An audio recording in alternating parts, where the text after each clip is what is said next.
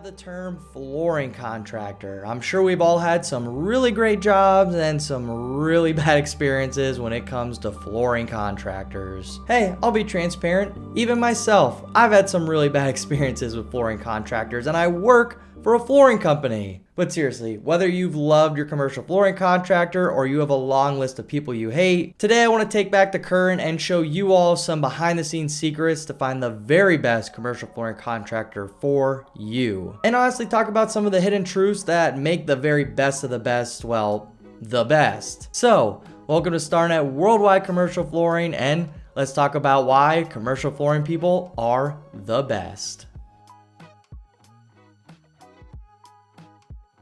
So I get this question all the time. How do I know if this flooring contractor is good or not?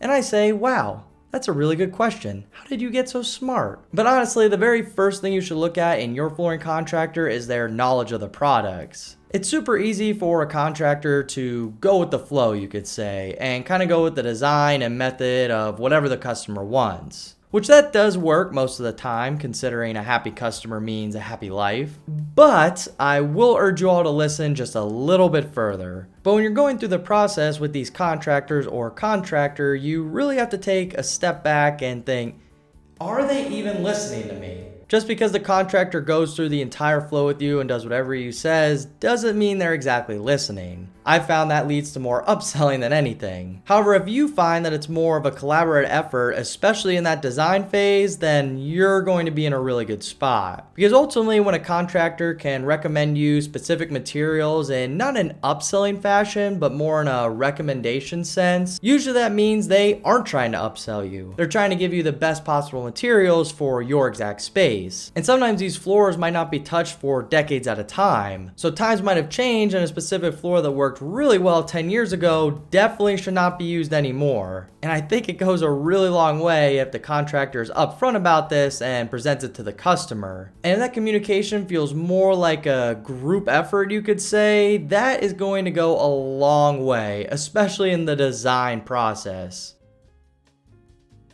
Now, physical demands, especially when it comes to construction, can mean a lot of different things. But there is one thing that no one ever looks at that is so crucial in this process. And for starters, you'll never know how hard a crew really works on a job until it is far too late, so you have to go a lot deeper in your research. If you can find some old job photos or a portfolio or even request it and they send you some jobs, that is a huge bonus. And honestly, that portfolio will tell you more than anything on how hard a crew works. You just have to know what to look for. If they do a lot of passageway work, entryways, complex installations, or even small spaces, bingo, you have a good installer on your hand. Not only does that say they are a competent installer, but also shows they're very versatile in their flooring installation. Because ultimately, we already know they have endurance on large jobs considering it's a commercial level project. And another key to look at is if they're hitting timelines. If you can find out from anyone if this project was on time or ahead of schedule due to the commercial flooring contractor, then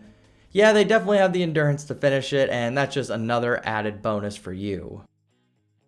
Now, physical endurance and expertise are a must with any commercial flooring contractor, so don't get that twisted. But this next question could dial in your installer choices from 100 to potentially a handful of options. And that simple question is, do you do trainings often, and how often do you do them? Believe it or not, I think commercial flooring has more trainings than a dang hospital. Almost every week there is something new that these installers, account managers, estimators, you name it, they have to do it. From safety trainings to brand new products they have to learn about to yada yada yada, there is so many trainings in the commercial flooring world. And ultimately, I know I'm joking around right now, but these trainings are very important. Like I said, there's a wide range of them, but if you're up to date on them, you're going to be an elite contractor in this space. And if these companies are diving into this investment, which the investment here means the trainings, then yeah, you're going to have a really good contractor on their hand, because not only are they up to date on trends, but they're also up to date on safety and everything in between.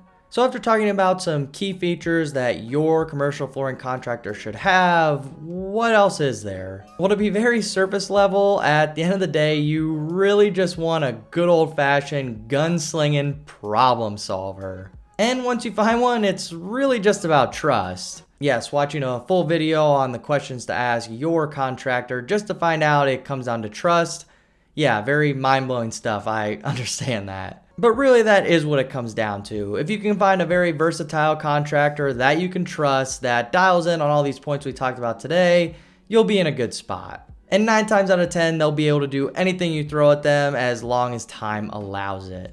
So with all that said, if I help someone out there today, I would love for you all to leave me a comment, or if you have any more questions, you know where to leave it down below, as well as leaving any topics down below that we can cover in future videos. And of course, if you enjoyed this video, be sure to like and subscribe to the channel. But I think I talked about commercial flooring enough for one day, so hope to see you all in the next one. Take care, everybody.